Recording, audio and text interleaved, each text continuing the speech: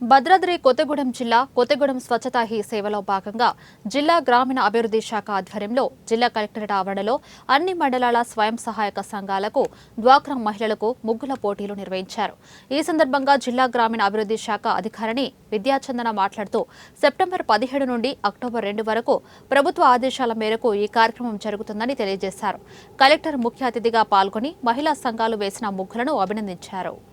వచ్చిన తర్వాత దాంట్లో పార్టిసిపేషన్లో చాలా డౌట్స్ ఉంటాయి దట్ వస్తారా లేదా, కానీ ఇక్కడ అశ్వాపురం గుండాల నుంచి కూడా వచ్చారంటే ఆ మహిళలకి ప్రత్యేకంగా ధన్యవాదాలు. మీరు ఇక్కడ జాయిన్ అయినారు.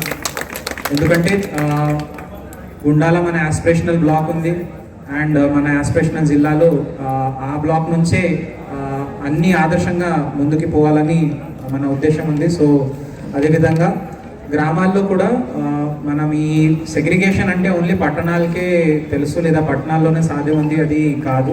గ్రామాల్లో సెగ్రిగేషన్ చేస్తే ఇంకా చాలా మనకి మేలు జరుగుతుంది. ఇంకా ఈరోజు వీడియో కాన్ఫరెన్స్ ద్వారా ఉపాధి హామీ పథకంలో ఏమేమి ఇంకా సాధించవచ్చు అవన్నీ కూడా చెప్తాము.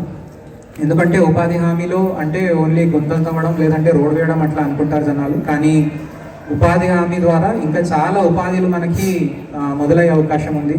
సో